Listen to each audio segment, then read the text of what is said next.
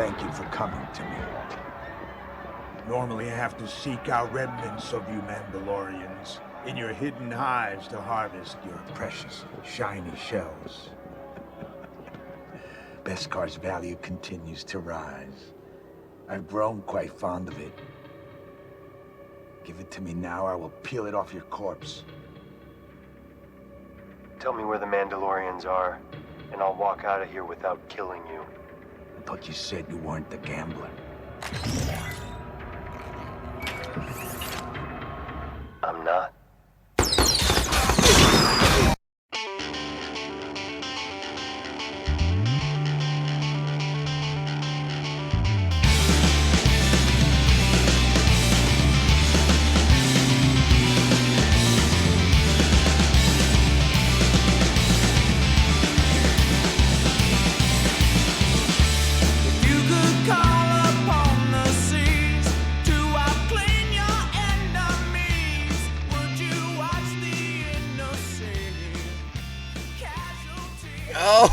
Oh, the time has finally come.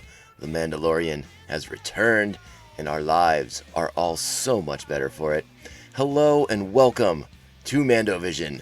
Greetings, Bucketheads, mighty Mandalorian mercenaries, anyone out there listening. Mayvar Tegar.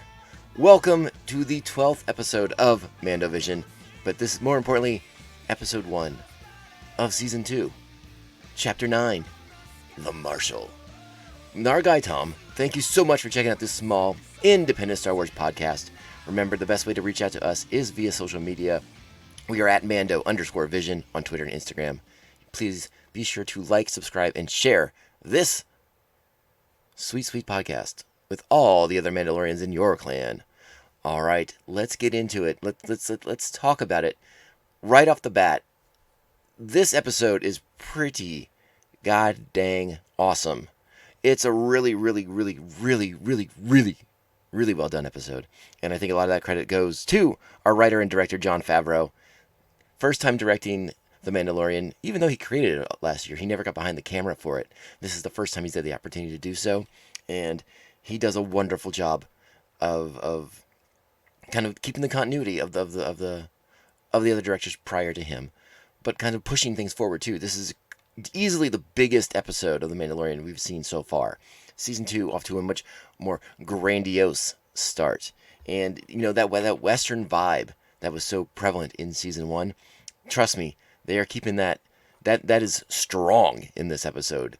You know, the whole Western motif, the Western themes, that whole Howard Hawks sort of cowboy-esque movie is well in play here, and it's done to stunning effect in this first episode of season 2. It's really good. This episode has a wonderful blend of old and new and Easter eggs / fan service kind of references and stuff that old timey fans like us are gonna get and hear, and it registers with us, and we kind of freak out a little bit. But it's not done in a heavy-handed way. It's not over the top. We're gonna make you like this because we're gonna evoke memories. You know, it's really strongly done. I was texting with some friends earlier today. One of my favorite aspects of this particular episode is that, yes, we go back to Tatooine. And by the way, just in case you're not going to be clear on this, it's spoilers from here on out, okay? We're talking about the episode in depth, all right? So spoilers. We go back to Tatooine. Something that we were all fairly confident was going to happen in season 2, and they get it to us right away. But what I liked more about this visit to Tatooine, this return visit to Tatooine for the Mandalorian and for Baby Yoda, you know, the first time I was a little critical in season 1 when they went back because it was everything we knew from before. You know, the cantina and Mos Eisley, and it was just a lot of kind of like, hey, remember this stuff? And they did it fine. It wasn't. I don't mean that as necessarily as a knock, but it was something that I was kind of a little concerned about. This time around, not only do they give us like that dash of the familiar, but we get to see so much more of Tatooine in this episode. New things, new explorations of the Sand People. You know, we go to another distant community. Not moisture farmers, but we get to meet miners who are mining on Tatooine. It's a really different a feel, and it gives it again. This lends itself to that Western motif, that Western vibe. A small mining town that's been, at one point is overrun by bandits by the mining guild, which is a reference that we'll talk about a little bit more about. We'll talk a little more about later. Really, really good stuff. We had some wonderful returning faces. We had some new faces to see. It's just a great, great episode. We'll talk about it. We're going to kind of go beat by beat into this episode. So I think we should just kind of cut to the chase here. Let me kind of get the credits out there again. Once again, season 2, episode 1 is chapter 9, The Marshal, and is written and directed by Jon Favreau. Our guest stars this episode: John Leguizamo, Amy Sedaris, Timothy Oliphant, and Tamora Morrison. Ooh, what does that mean? That means good stuff. We got a lot ahead. Let's kind of get into it. Let's get into this chapter properly. Let's do the bucket breakdown. Come here, you little womp rat. Looks like it remembers me. How much do you want for it? Just kidding, but not really. Let's get into that cold open for season 2. The Mandalorian, our mighty Mando Din Djarin, and Baby Yoda in his sweet, floating little cribby, walking into a new town. We're on a new planet, someplace we haven't been before. We are struck immediately by the sort of keep to the light that seems to be happening. There's darkness all around.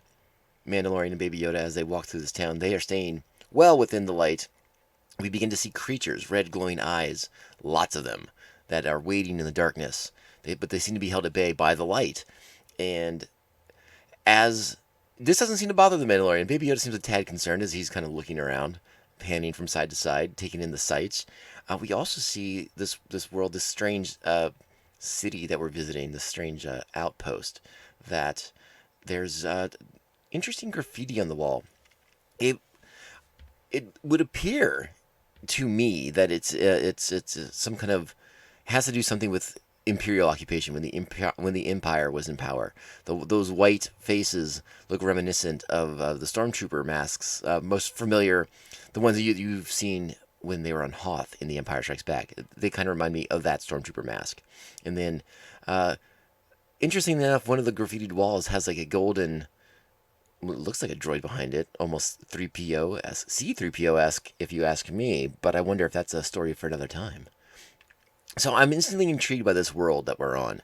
It seems a little seedy, a little dangerous. Seems like a perfect place for a Mandalorian to bring a small child. It's wonderful that way. It's the Star Wars universe's equivalent of good child raising. And but I'm intrigued by the visuals on this planet and like these kind of like graffitied murals that we're seeing. And I sort of wonder if maybe this will be a planet we go back to at some point, because it seem to have an interesting history, an interesting allure to it. But we'll see. So the Mando is on this planet. He's here to meet with Gor Koresh, and that is the character voiced by John Leguizamo. I don't think Leguizamo's in the suit for this, but I could be dead wrong about that. It could be him inside the suit as well. Leguizamo is an Abyssin. We've seen Abyssins. They were in the cantina. You saw one in the cantina. The Cyclops-looking creature. It's so a nice little callback to something from episode 4. But this is our first time really interacting with one, and this one's sort of a sketchy underworld figure. Sort of like seems to be running a crew of some sort, a little bit of a mob boss, maybe small-time mob-esque criminal person. That it would be Gor Koresh. And we are at, the Mandalorian gets an entrance into this club, into this fight club, and listen for the sound when he's admitted. You'll know that sound. And as he makes his way into the fight club, we see we're watching battling Gamorreans. That's right. You remember the Gamorrean guards from Return of the Jedi? The giant pig guards, the green guys? Yeah, they're in like this fight club, UFC from hell sort of situation with vibro axes smashing into each other. It's pretty awesome. The Mando sits down. And again, we use the sound clip to open the show with today. It's sort of a setup. Gor Koresh is interested in taking Din Djarin's Beskar armor for himself. The value of Beskar is at an all-time high, and he wants to. And apparently, he's making a living finding Mandalorians, killing them, and taking their armor and then their Beskar and reselling it, repurposing it, being a general scumbag to the Mandalorian people who have fallen on hard times. It seems inappropriate and not very cool. So he attempts to turn the tables, attempts a little double cross on our hero. That was something we saw in the trailer that they released a few weeks back. So we know what happens. You heard what happens in the audio clip. Our hero turns the tables on them. Gor Koresh runs for his life. And, listen, as Gor Koresh is running and Din is in the fisticuffs against the Goon Squad, it's a really great fight scene. It's really a lot of fun. A lot of good stuff. I love the Gamorrean jumping out of the ring to try and tackle Din, and then Din just stepping to the back, and the Gamorrean just smashes into the ground. There's some good stuff in there, good humor, but then the hand-to-hand stuff, the actual fighting is really strong, really good. We see, what do we see? We see the Mandalorian uses armor in a fun way as a weapon, too. He tilts his head to close the distance from a punch and smashes his Beskar helmet into some guy's fist. There's a vibro knife from his gauntlet, then thrown across the room to hit another guy in the chest. Great fight scene. It's really, really strong. Opens up the show really, really well. And then as the Mando goes after Gor Koresh, who's a bigger alien, not the fleetest of feet, doesn't get away easily or cleanly. We see the grappling line be deployed once again, and Gor Koresh pulled back to the Mandalorian, thrown up around a light post, and gives up the information that he came for very easily. So we didn't talk about what the Mandalorian was there for. Gor Koresh apparently has information on where to find Mandalorians. Din is looking for another Mandalorian culvert so that he can kind of connect back with the Mandalorian network of nests that they have throughout the galaxy. He believes that these other Mandalorians will have the information he needs to help reunite Baby Yoda with its people. Now, again, to be determined if that's Jedi or if that's, actual Baby Yoda species. But I think the reasonable assessment is still going to be, the reasonable assumption will still be that he's looking for more Jedi. And it does make sense that the Mandalorians might know where there's a Jedi or two. After all, we know at least there's at least one floating around in the galaxy somewhere for someone to find. So this is Din's plan, is to find more Mandalorians who might be able to use their network of contacts to help Din achieve his quest of reuniting Baby Yoda with its people.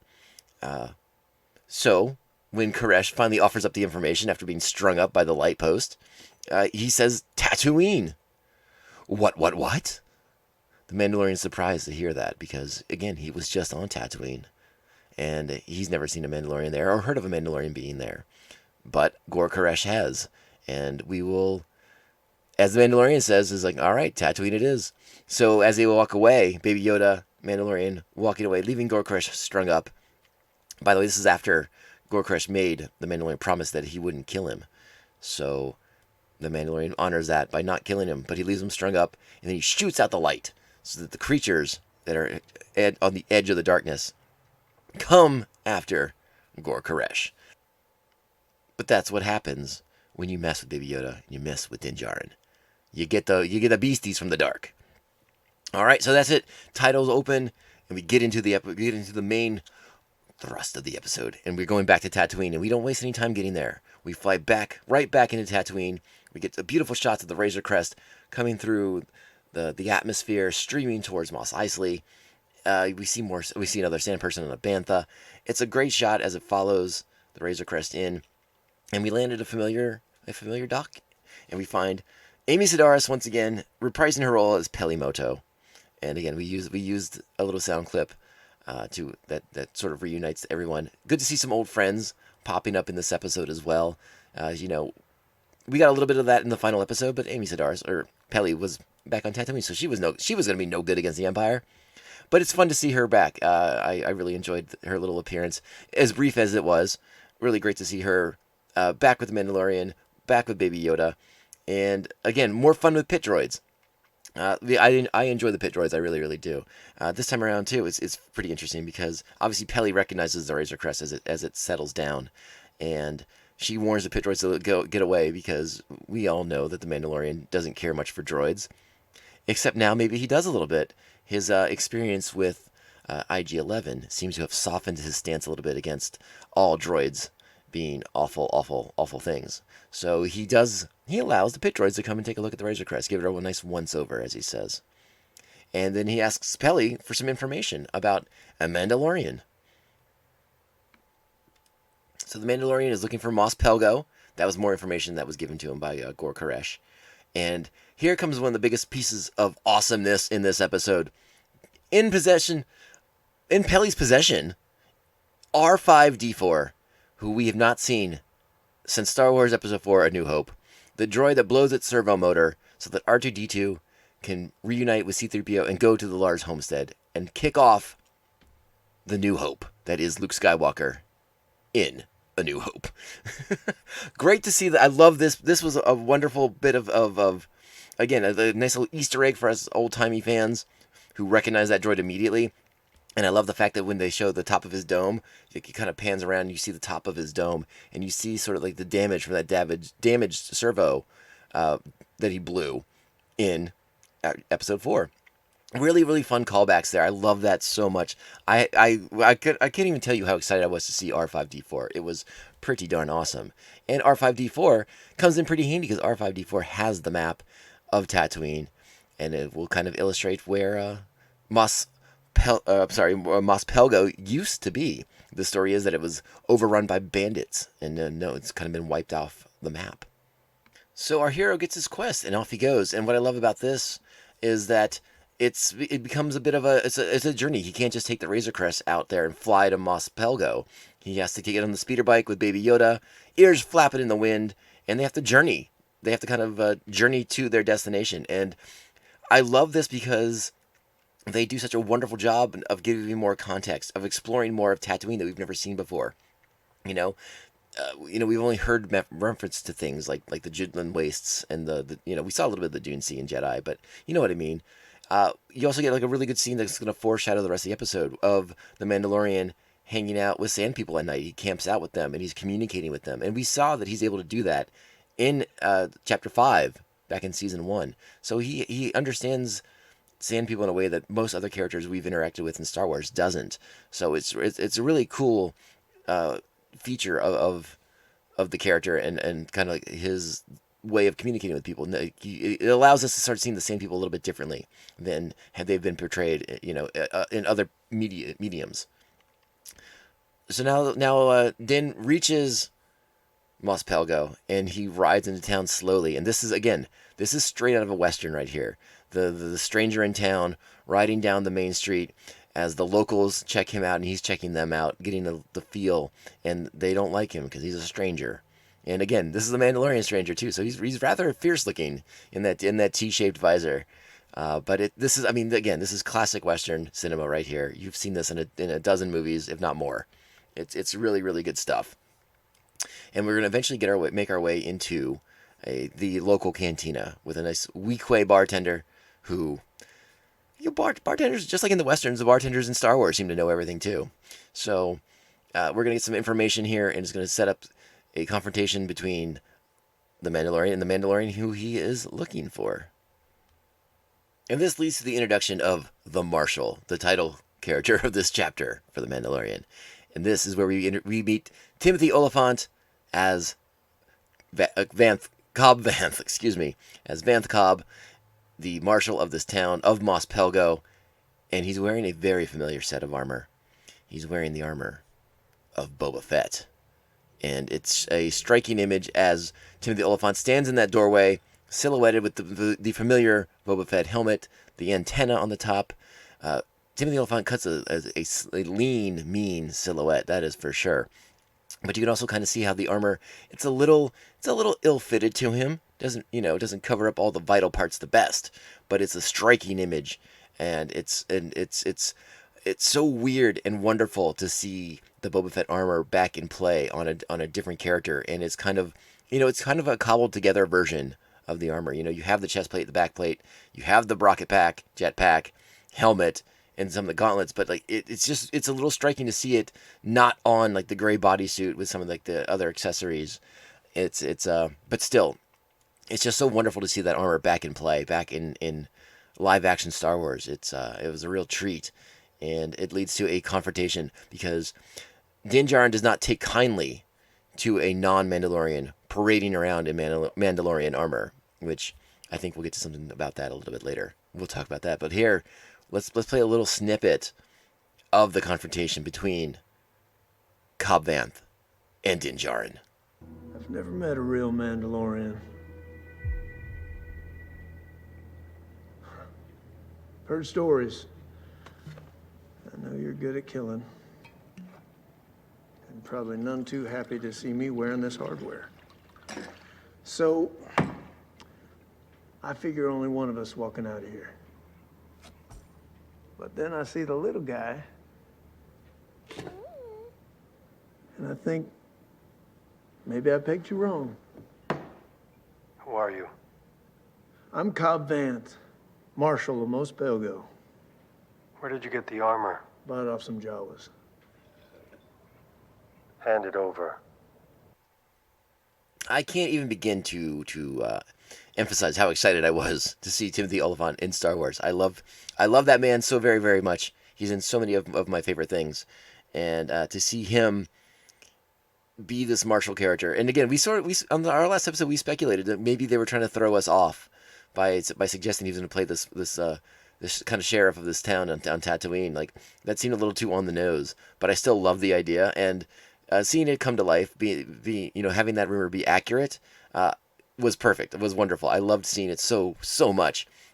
Hey man, if a person like Timothy Olyphant wants to be a sheriff in Deadwood, and he wants to be a federal marshal on Justified, and he wants to be a space cowboy in Star Wars, more power to him. Give him all the Mandalorian armor he can find from Jawas, because he kills it. He's great in it. But it is sort of fun as Din and Cobb are first kind of sizing each other up. Our Mando, Din Djarin, sort of assumes that Cobb is a true Mandalorian, and it isn't until he sits down with the spotchka and removes his helmet that causes Din to sort of pause and hold in place and realize.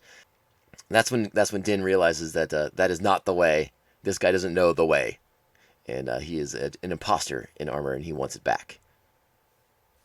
So we're gonna get an old-fashioned Western standoff between Cobb Vanth and Din Djarin, as Din wants to reclaim the Mandalorian armor from an imposter, and we get a really great showdown, great stare down, as it looks like they're about to draw on each other. A few more threats are exchanged first, but they are gonna draw on each other because Din must reclaim the armor. Like, it's like his responsibility to take his back for his people. So it gets really intense, and we wonder, like, is this what's going to break this up? How is this going to... This is not going to come to an end just yet. We just met Timothy Olyphant's character. Like, this is our first time meeting Cobb Vanth. He can't go down just like this. Well, then the I was about to say the earth, but it's the surface of Tatooine begins to rumble. The town begins to shake like an earthquake. But it's like gaining, ramping up, rearing up, and we go outside of the bar to see what the cause is.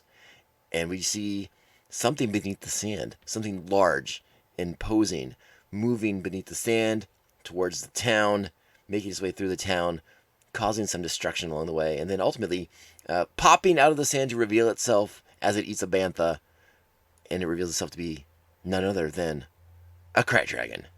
Again, something we have not seen in the movies other than in its skeletal form, which C-3PO shuffles past in A New Hope at the very beginning before he's picked up by the Jawas. That big skeleton there, that's a Krat Dragon skeleton. Now, if you've played the video games, particularly Knights of the Old Republic, you will remember having to fight a Krat Dragon, and it's a lot of fun, and there's good times to be had. So this is a really fun thing to see brought to life. Really great effects. We don't see much of the dragon at first, just kind of as it bursts from the sand. But I love the way they kind of depict the its movement beneath the surface. It's kind of, there's a little bit of like a Dune-esque thing with their sandworms, and there's also a little bit of almost a little bit of a Tremors sort of vibe to it as well. And it's sort of a southwestern western with the Tremors a little bit. But yeah, when the Krat bursts from the sand and swallows the bantha, it's pretty darn impressive. And this is when Cobb Vanth makes a bargain with the Mandalorian.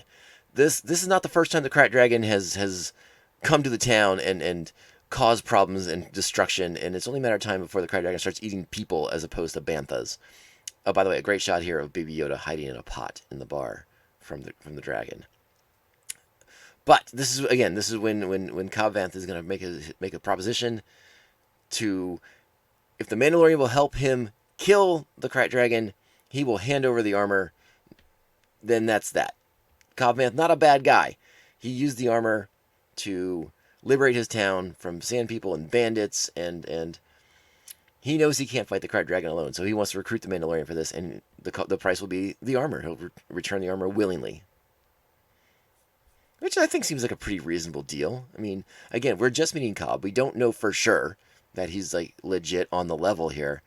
But something interesting is going to come up in just a minute, and we're going to talk about that in a sec. So Din and Cobb head out of town. Cobb knows where the Krat Dragon's lair is, and they're going to take their speeders to get there. We see the Mando on his speeder first. This is a great shot. I love this shot so much. The Mandalorian on his speeder bike, and then coming up from behind, Cobb Vanth on his speeder bike, which, you know what? Look closely at it. It bears a gosh darn insane... It's got to be, right? It's got to be. The resemblance is too much. That has to be an engine from Anakin Skywalker's pod racer, because that's exactly what it looks like. And I again, that sort of lends itself to, what we know about Tatooine, is that Tatooine is sort of like this unescapable place, and everything there has value for as long as it works. And so just because Anakin didn't need a pod racer anymore doesn't mean those parts went to the junkyard and that was that. Repurposed, redistributed, so maybe turned into a speeder by somebody, maybe turned into it by Cobb. Maybe he found it, maybe Jawas found it, repurposed it. Who knows? Maybe Watto repurposed it. Who knows? It's just really, really cool. And again, another little nod, a little throwback, but one that makes sense because, like, Tatooine is this place where survival is harsh, survival is not easy. So it makes sense you're going to use everything until it's ground to dust. And I love that about Tatooine, and I love seeing something like that. Again, a callback. It's not heavy-handed. They don't make it like an obvious reference like, this used to be a pod racer. Nothing like that. It's just there, and it is what it is. And I sort of like that matter-of-factness about this episode in particular. And again, with its references in this episode, the kind of the Easter eggs. They are what they are. They're there. And they're there. Again, it enriches our experience for those of us who recognize them, but it doesn't detract for someone who's new to it because they're like, I don't get it. It's on the screen, and some of us know it in a deeper way than the others, and that's fine. It's great. It's really, really good. So I love this scene as they are making their way to the Krat Dragon lair, and we get a really good. I don't want to call it a standoff necessarily. Oh, you know what? Hold on. I got ahead of myself because what happens next is also really, really cool in that, a lot of season one, when we're meeting new characters, we kind of have to piece together the little bits of their history. There's a lot of mystery to the characters and who they are, where they came from, how they got to where they are. That's particularly true with Cara Dune and with Greef Karga. We sort of have to infer little bits about them, and we get little nuggets here and there. On the speeder bike journey with Din, Baby Yoda, and Cobb, Cobb just comes out and kind of lays out his origin story, like how he got the armor, how it came to be.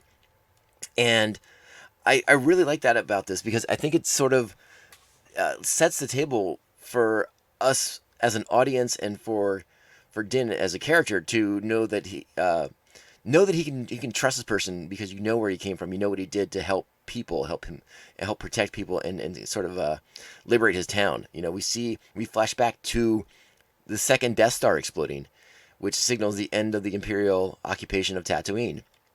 Again, this is I think this is a nice little nugget too, because sometimes in some of the books in the lore, the occupation of Tatooine is sort of downplayed because it is a backwater. It is a really remote planet, but it's a one with vital spaceports and a lot of activity. Maybe the criminal kind, but that's okay. But yeah, I mean, you got to remember the Empire had a garrison there. They were an occupying force. They did have a presence. So it is kind of interesting to hear them referred to as an occupying force on Tatooine. So we flash back to that. We see the holovid of the Death Star, the second Death Star, exploding over the moon of Endor, and the people reveling in it. And I think Cobb even says it. Power abhors a vacuum. So as soon as the Empire pulls up stakes, this mining guild moves in, takes over the town, starts blowing away people, taking the mines for themselves. Now, the mining guild's been mentioned previously. Most notably in The Empire Strikes Back, Lando Calrissian mentions that Cloud City has been able, because they're a small operation, they've been able to stay below the notice of the mining guilds. The mining guilds have also been featured in Star Wars Rebels. They're not nice, and we see that firsthand in this episode as the mining guild rolls into Mos Pelgo and just blows people away. And Cobb is able to escape from the cantina, from the execution scene as everyone's being murdered by the mining guild.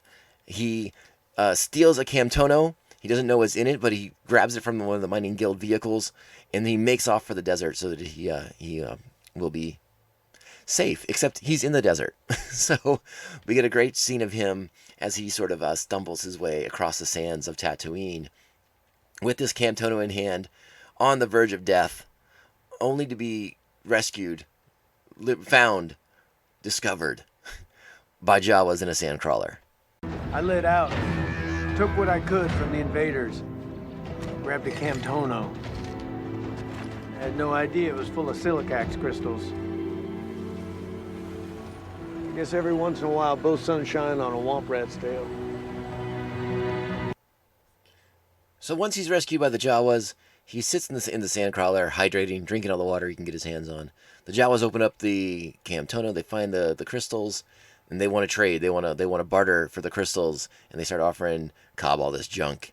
And that's when he notices off in the corner of the sandcrawler, on the wall, the armor, the helmet of a Mandalorian. The armor, the helmet of Boba Fett. And he decides that he'll trade the crystals for the armor. Pretty good deal, I think. You get a pretty sweet set of armor. It's a little sand scorched, a little sand blasted, but still looks pretty good, still functioning. So it has that sweet digital light system on the left, over the left chest plate. All really working. Looks good. Looks great. The jetpack functional too, despite, well, we'll talk about the jetpack later. Hang on. Let's not get ahead of ourselves.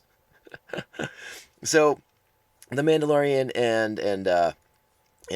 and Cobb make their way to the crate lair, and this is when we encounter some more sand people. And again, Cobb is very surprised to find that our boy Din can communicate with the sand people and makes friends with their little dog-like creatures. And Cobb is leery of the sand people because they have attacked Mos Pelgo in the past.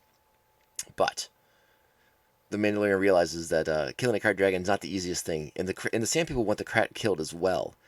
So you can see that Din is sort of coming up with the idea that a team up is going to be the best way. The more people involved, the better, because killing a Krayt dragon not going to be easy. So with Boba Fett's armor now in place, he doesn't know it's Boba Fett's either. He just sees some sweet Mandalorian armor.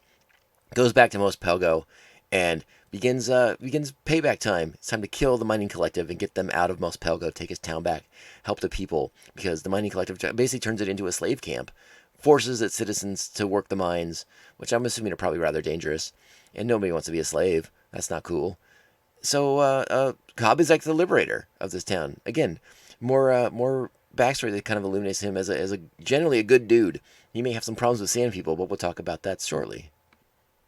So the neatest part, another piece of Easter egg for fans, another piece of fan service that's really, really cool. In this scene where Cobb Vanth is kicking the mining collective out of town, we get to see something that all Star Wars fans of my age bracket have dreamed of for a very, very long time. He deploys the rocket from Boba Fett's jetpack. Why is that so significant? Why is that so cool? We saw Jango do that, right? We did, but guess what? Let's take it back a level. Let's go back in time to the late 70s. When the Star Wars toys are coming out, and the prototype Boba Fett toy had a launchable rocket backpack. The prototype is made onto the market. There's several hundred of these toys floating around in the world. It's one of the most collectible Star Wars toys ever, but it never made mass distribution because Kenner was worried that parents groups were gonna freak out about a toy that could shoot a kid's eyes out. And why is it cool that it could shoot a kid's eye out? Well, guess what they're gonna do later in the show. Yeah, we're going to talk about that. We'll get there, folks. Don't worry. But really, really cool to kind of see the Boba Fett rocket pack fire a rocket from it. I mean, that was just awesome. Again, I loved those toys when I was a kid, so I mean, it was a big part of my childhood. And I know the legend of the fireable rocket pack. You know, I remember playing with a Boba Fett toy. I have a Boba Fett toy on my bookshelf right now, and I remember as a kid playing with it and like thinking like, how cool would it be if this rocket actually shot out of it? Well, there were versions of that, but I didn't have one, and they were extremely uncommon, extremely rare. So if you have one and you didn't realize it, you're rich, but don't sell it ever. Keep it forever. All right, let's get back to the show. So, like I said, a sort of peace is bartered between the Sand People, Cobb Vanth as a representative of his people, though he still hasn't told the people of Mos Pelgo that he has to. They have to work with the Sand People to get rid of the Krayt Dragon. That hasn't come up just yet, but this is part of the Mandalorian's plan. He offers the citizens of Mos Pelgo as more bodies to help fight the Krayt Dragon as they sort of formulate a plan of attack. Now this leads to a great scene of a caravan of Sand People moving into the Mos Pelgo. Actually, I should back it up before that because I really like the scenes with the Sand People here as we sort of get to explore a little bit more about them and a little bit more about what they're about and the sort of nature of the Sand People. This sort of they are very much of Tatooine in the sense that like they are kind of its keepers of its long history. You know, through their stories, through their oral traditions, they know the history of the planet in a way that the settlers don't know and don't seem to care.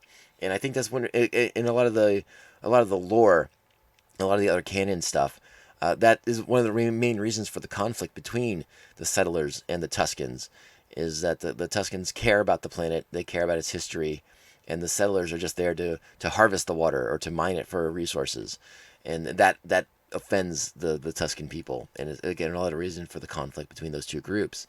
So again, this is like just like any other Western. I mean, this is when the small town and the local Native American tribe have to unite to get rid of the evil land baron who's killing all of them. You know, again, we're really leaning into those Western motifs here. You know, you have the Marshal character in Cobb Vanth, you know, which is like a Gary Cooper-esque character. I mean, the Western motif is so great. It's so wonderful. And I neglected to mention how the opening of the show is shot in like that wide 70 millimeter Western grandiose, like, whew. Again, I'm going to reference Howard Hawks again here, but it's just this wonderful, wonderful opening shot in that 70 millimeter wide setting, and we get back to that later at the end of the episode. Really wonderful stuff. Really, really good. Just like, again, it's small details, but if you kind of catch on to what they're doing, it just really enriches your viewing experience, and it's so fun and wonderful. And I love all those small little touches that just make the show so top notch. So again, the highest quality, the highest compliment I can give to the show is that, I mean, it just hits on every level. Even if you're not a Star Wars fan, like, you're gonna recognize things in this. My dad doesn't really give a darn about Star Wars necessarily, but he does like Westerns, and that's gonna be the way that I woo him into watching this show. Is gonna be like, listen, it's like a space Western. I think you'll dig it, and maybe he will. And that'll be the trick. Well, I'll keep you posted on how that plays out. All right. So, again, this wonderful caravan of Tuskens heading to Mos Pelgo. So we're gonna have the awkward encounter. You know, Cobb Vanth has to kind of break the news to the people that they must work together with the Tuskens. Again, that they have a history. The Tuskens have raided there. But we find out that it was a two-way street because the Tuskens were attacked as well by the people of Mos Pelgo. So there's a shared history there, but they kind of have to put that behind them to achieve their collective goal of just defeating the Krayt Dragon. And it's really, again, you see that tension, anger boils over at certain points on both sides. But Cobb and Din have to make the peace. They have to make this work, or else they're never going to kill the Krayt Dragon. I mean, they're too big, they're too powerful, they're too strong, and we get to see a little bit of that as the Krayt Dragon. The Tuskens take them to where the Krat's lair is, and we see like their attempt to kind of lure the dragon out. The Sand People tend to feed the Krayt Dragon to keep him asleep longer, and it doesn't always work to its best benefit. Another neat aspect of the Krayt Dragon and its lair is that its lair is what they say an abandoned Sarlacc pit, and you get a great exchange between Cobb and and Din, and I think I'm gonna insert it right now into the show for you. Hang on. They say it lives in there. They say it sleeps. It lives in an abandoned Sarlacc pit. I've lived on Tatooine my whole life. There's no such thing as an abandoned Sarlacc pit. There is if you eat the Sarlacc. I did jump ahead a little bit. It's after this scene that the Mandalorian and Cobb realize they need more help than just the two of them and a handful of Tuskens. This is when they realize that they have to get the people of the town to help as well. So this is when they go back, and the caravan heads back to Mos Pelos. Like I said, I got a little ahead there. We had to go to the crate lair and see how big that monster is. So yeah, now we're back on track. I've seen the size of that thing. It will swallow your entire town when the fancy hits it. You're lucky Mos Pelgo isn't a sandfield already. I know these people. They are brutal. But so is the Dune Sea. They have survived for thousands of years in these sands, and they know the Great Dragon better than anyone here. They are raiders, it's true, but they also keep their word. We have struck a deal. If we are willing to leave them the carcass and its ichor, they will stand by our side in battle and vow never to raise a blaster against this town until one of you breaks the peace. So the deal is struck, and the town people and the Banthas, the town people and the Tusken Raiders will work together to destroy the Krayt Dragon. And we see the beginning of their plan as they take a lot of their mining equipment with them, a lot of explosives, and they're going to use these explosives. They're going to try to bait a trap, lure the Krayt Dragon out. But again, Cobb and the Mando have to realize that there's going to be some problems here, as these two different groups of people have to learn how to work together to overcome this seemingly insurmountable obstacle that is the Krayt Dragon. And again, I love this scene as the herd of Banthas and Sand people roll into Mos Pelgo. It's really, really cool. All right, so they're all laying their trap. The gist of the plan is to draw out the Krayt Dragon a long way from its entrance to its cave, to its lair, and that's where they have laid explosives beneath the surface. According to the Sand people, the Krayt Dragon is most susceptible to damage on its belly, on its underside. So the explosives are placed in the sand, and once the Krayt Dragon is out far enough and he's above the explosives, Cobb Vanth will trigger the explosives and blow up the Krayt Dragon. Except, of course, it doesn't go as easy as all that. And a lot of the Sand people and the townspeople pay the price. I'm not going to do like a beat by beat per se on this action sequence, because it's a really big, long action sequence. And I think just watching it, you're going to get a lot out of it on your own. But I will hit on the ultimate highlight of this set piece is Cobb Vanth, Din Djarin flying around the Krayt Dragon with their jetpacks and attempting to blast it to smithereens and divert its attention from destroying the rest of the Sand people and the rest of the townspeople, because we don't see it at first, but eventually we do get to we find out that Krayt Dragons shoot. We learn. The Sand people and the townspeople learn that the Krayt Dragon shoots acid basically out of its mouth. It's instant death, instant kill, instant disintegration if you are hit by the Krayt Dragon acid. And that's going to leave a mark for sure. So, yeah, the stakes are upped as the Krayt Dragon is now spewing acid on people. And it's fairly gruesome for a Star Wars movie. I mean, again, there's no blood, there's no guts or anything like that. But, I mean, these people are dissolved into nothingness by Krayt Dragon spit, and it doesn't look like a good way to go, honestly. So by Star Wars standards, fairly gruesome death. But watching Din and Cobb jet around in their packs and just I mean, we got glimpses of this last season in Chapter 3, The Sin, with the Mandalorians using their jetpacks, descending into Navarro and helping Din escape with Baby Yoda. But this is a much more different. This is a very different take on that, because we're seeing them in more of a combat scenario where the jetpacks are being used as they're not just landing they're not just taking off. Like, there's actual maneuvering here, getting around the crate dragon. And, you know, what we can infer from this is that Din has been taking his lessons. He's been watching his YouTube videos on how to use the rocket pack in his free time, and he's getting pretty darn good at it. And Cobb Vanth has obviously had some experience using the rocket pack, using the jetpack, and getting around. I believe they call it the Phoenix, by the way. I probably should start calling it the Phoenix. But regardless, jetpack. So, really great scene. This is also when we shortly after this, we also get Cobb firing the rocket once again into the eye of the crate dragon. So there it is, mothers out there from the 70s. Someone did get their eye shot out by Boba Fett's rocket pack. It finally happened in 2020 on The Mandalorian Season 2. So really, really good stuff in there. Again, I don't want to go beat by beat. It seems like Din's gonna make the noble sacrifice. He's gonna... we get the Jonah and the whale scenario where Din and a bantha loaded with explosives are going to be swallowed by the crate dragon. Din is able to blast his way out, electrocuting the crate dragon, and then he triggers the explosive, and explosive things happen. Crate dragon, go bye-bye. And that's sort of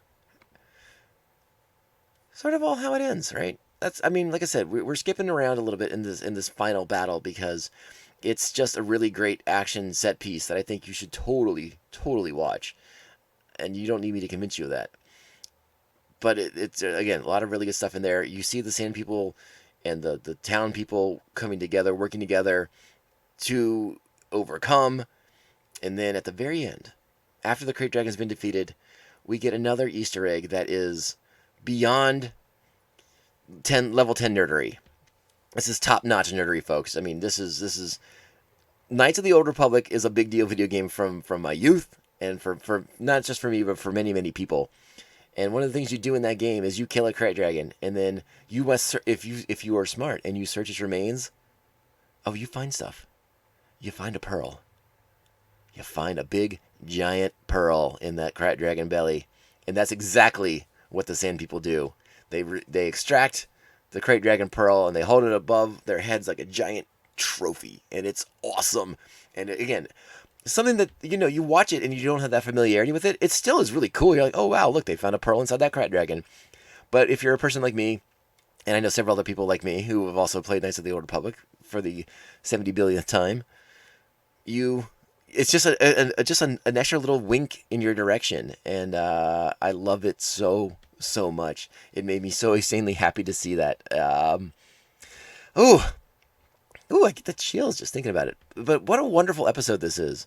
All right, so let's get to the biggest part. I guess, well, I shouldn't say the biggest part. I mean, this action sequence here is huge. This is the biggest thing they've done on this show yet. I mean, you thought the fights at the end of Season 1 were big. You thought the Mandalorians descending on those bounty hunters in Chapter 3, it was a big deal. The scale on this episode is so marvelous, so well done. And I mean, we've all watched the Mandalorian documentary. We know how they did it. They are in that giant videodrome thing. And so, like, this is all, it's these backgrounds are all computer. But it looks phenomenal. The scaling on this is off the charts, next level, amazing. I love watching the same people get whipped through the air as they're trying to, kind of like harness this crate dragon. There's so many awesome things in here. If you haven't watched the episode yet, I know I've spoiled the shit out of it, but hopefully, like, looking back, you want to watch it again because it's just really, really cool, man. I can't emphasize that enough. It's great. Watch it again just to see Cobb and Din whipping around in their jetpacks. I mean, that's pretty freaking awesome too. I love it just when they take off the Cobb helmets up and it's time to fly, and you got Baby Yoda at a safe distance, but watching with concern in his eyes at all of this. And Din does, I should say that Din does tell Cobb at one point that he's going to have to take care of the kid, because I'm assuming, it looks like Din's going to try to make the noble sacrifice, even though I think we all know at this point that Din's going to make it out. But at least he does have that concern to be like, hey, can you watch my my adopted son for a little bit if I don't make it out of this? So interesting stuff, really, really cool. I love it when the crate is bouncing around and coming out of him from different points in the sand from the mountaintop. It's awesome. Watch this sequence. It's so good. So as the Tuscans extract the pearl from the dead body of the Krayt Dragon, we also see Mandalorian and Cobb Vanth come together. Cobb has put together the armor as promised, hands it over willingly, gladly. Thanks the Mandalorian, thanks Din Djarin for his help, and they have a nice moment at this very end where they hope they say they hope to see each other again down the road, which I think we all hope to see more of Timothy Olyphant in Star Wars, because I didn't know how much I wanted Timothy Olyphant in Star Wars until I saw him in Star Wars. I mean, listen, I was excited by the casting news of Timothy Olyphant in Star Wars, but seeing him in Star Wars was, mwah, perfection. I love that man so much. I want to kiss him right on his cheek, maybe on his mouth, but mostly on his cheek. Then again, it's COVID time. No kissing. Sorry. You have to wait, Timothy. Stand in line with the rest of them. Anyways, wonderful scene between these two characters. Hopefully we will see more Cobb Vanth down the road. I mean, this is the first episode. You know, season 1 did the thing where everyone kind of came together at the end to help. Maybe we get a little bit of that as well. This can't be the last time we're done with Tatooine, because, oh, hey, something else is about to happen too. As the Mandalorian packs up Baby Yoda, the Boba Fett's armor, and heads back to Mos Eisley, to the Razor Crest on the speeder bike. Again, the camera pulls out and we get that wonderful 70mm shot. The twin suns, the binary sunset of Tatooine, as the speeder bike races across the sands, and we see a lone figure staring down at what occurred. We see him from the back. He's bald. We see gaffy sticks. We see a rifle across his back. He's in some kind of robe, some kind of garment that I am unfamiliar with. He turns to the camera and we see his face full on. Tamora Morrison himself. That's right. You last saw him as Jango, but now he's back as Boba Fett. Another bit of true casting news, of accurate casting rumors, that he is back as Boba Fett, and he is not stoked. I would imagine he had a hard look on his face. Hard look. So I wonder, again, so many questions to kind of ponder about what happened, where he's been, what's going on with him. Was he trying to track down his armor? Has he been looking for it all this time? How long has he been out of the Sarlacc pit? You know, there's a lot to kind of get into, there's so much more to get into. But let's speculate a little bit, all right? When you see his face, I mean, he does have some scarring on his face. So at some point, he is in that Sarlacc pit. The digestive acids are doing their business, slowly digesting him over 1,000 years. So that scarring is visible. He was in the Sarlacc pit, obviously. The question is, did he lose the armor in the pit or after the pit? How does he get out of the pit? Now, we talked about it earlier too. They allude to this Krayt Dragon ate a Sarlacc, and that's why he lives in the Sarlacc pit, because he ate the Sarlacc that lived there. I don't think this is the same Sarlacc pit, the Great Pit of Carkoon from Return of the Jedi, but it's entirely possible that it is. It's also entirely possible that another Krayt Dragon ate the Sarlacc, and that's what helped liberate Boba Fett from the digestive system of the Sarlacc. You know, it's hard to say for sure what's going to happen. Or did Boba Fett blast himself out? That was the old canon. That was the old Star Wars Legends mythology, is that Boba Fett blasted his way out of the Sarlacc pit, but was badly injured in the process, you know, covered in those digestive acids and things of that nature. So it's very curious to see what they're going to do there. Another bit of, you know, again, we wonder, like, so how long has he been out? What's he been doing? Has he been searching for the armor all this time? Was he on his way was he tracking Cobb Vanth to reclaim the armor? Is he going to go after Cobb Vanth now to find out where the armor's gone, and which would put him on the path to Din Djarin? Does that mean bad things for Cobb Vanth, who is a character that I now very much enjoy and hope we get to see again? Or is his time in Star Wars going to be very short-lived as Boba Fett puts a gaffy stick through his head or something? I guess we'll have to wait and see. So much to again, I love these mysteries. I love it so much. And I don't think they're going to monkey around too much this year. Like, they're going to get into it. I mean, they showed us Fett right off the bat. So you saw Din's reaction to Cobb in the Mandalorian armor, and Cobb, not a Mandalorian, admits it right off the bat, not a Mandalorian. We've had the discussion on this podcast, Boba Fett's status as a pretender, as someone who is impersonating a Mandalorian in order to enhance their reputation and enhance the fees that they demand as a bounty hunter. I'm assuming this is not going to play well with Din if he comes looking for that armor again, or if he somehow gets that armor back from Din at some point, which, I mean, for dramatic tension alone, I imagine Boba Fett will get his armor again, and there will be mass conflict, and Boba Fett and him will have a very adversarial relationship. I could be dead wrong about that. They could be best friends for all I know, but I think adversarial seems to make the most sense. Yeah, just wow, man. Ooh. There's so much to get into. I'm so excited. I'm so excited that The Mandalorian's here. I'm so excited that every Friday we all get to look forward to watching this amazing show and seeing how they continually raise the bar for not just them for themselves, but for Star Wars in general. You know, I'm reluctant to sort of admit that the sequel trilogy overall really bummed me out and kind of caused me to not necessarily falter in my love for Star Wars, but I just got a little like, oh man, it seemed like such a missed opportunity. And then this show debuted last year, and it was this soothing balm that just like worked its way over my heart and healed all the scars of some of the disappointments of the sequel trilogy. I can't tell you guys enough how much this show means to me. I'm so happy that it exists, and I'm so happy that it's so gosh darn good. It's really, really impressive what they've been able to do so far. Again, this is just the first episode of season 2. The stakes are so big. This show is so big now. Again, look at this grandiose action sequence we have, these set pieces that they were using in just this first episode. Things are going to turned up to 11 real quick here in season 2, and I can't wait. And we only have to wait a week. And I am going to do my best to make sure these podcasts come out later in the day, but on Fridays for the rest of the season. Thanksgiving might be a tricky one, but I'm going to do my darndest, all right? That might be the only week. Put an asterisk by that one. Family, what are you going to do?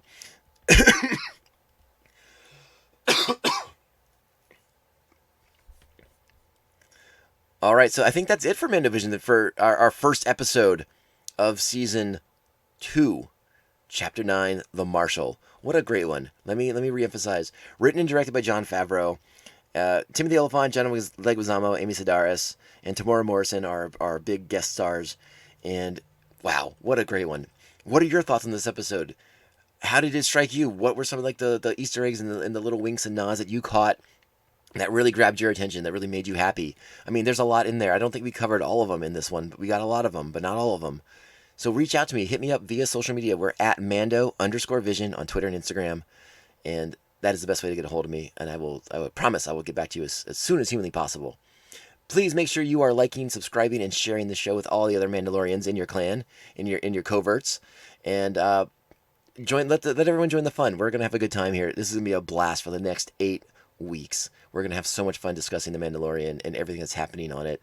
All of his connections to the mythology, its deepening of the mythology. And again, let me emphasize that one more time. One of my favorite parts of this episode, again, we go back to Tatooine, but we see a new version, like we see more of Tatooine. We see a new take on Tatooine. And we get to know more about the Sand People. Sand People very commonly portrayed as raiders, as bandits, as, bad guys, basically, in the Star Wars universe. This gives them so much more texture, so much more dimensions and features, and makes them a real people. And sort of like the native inhabitants of Tatooine, so they should be more respected, and our understanding of their perspective should be something that is more prevalent in Star Wars. And I think this episode does a good job of highlighting why it's important that they just not be viewed as adversaries. Really great stuff. Really great stuff. I don't want to hammer you guys too hard on that one, but because the conflict between the Tuskens and the settlers and the moisture farmers, that's always going to be there. That's in a lot of the lore. That's in a lot of the canon. But it's good for us as an audience to know that they're not just like savages and monsters, and again, they're basically an anagram or an analog for the Native Americans and the settlers of the Old West. Again, the Western motifs in this show are off the charts in this episode in particular, but I think that's why it's so enjoyable for so many people, because it's something we understand. It's not crazy bonkers force, stuff like force dyads that we had to go home and Google later. Again, I won't go down that road. I love the show. I can't stop talking about it, but I'm going to have to. All right, I'm done. I'll see everyone next week. Thank you so much for tuning into this episode of Mandovision. Remember, we are here every Friday for the season, and we're going to be breaking it down. Hit me up on those social medias at Mando_Vision. Thank you all so much for listening. I will be back next week. My name is Tom. This is the way. Sorry, I didn't have time to explain. No need. This was well earned. It was my pleasure. I hope our paths cross again. As do I. Oh, and you tell your people I wasn't the one that broke that. Cobb Vanth just threw Han Solo under the bus.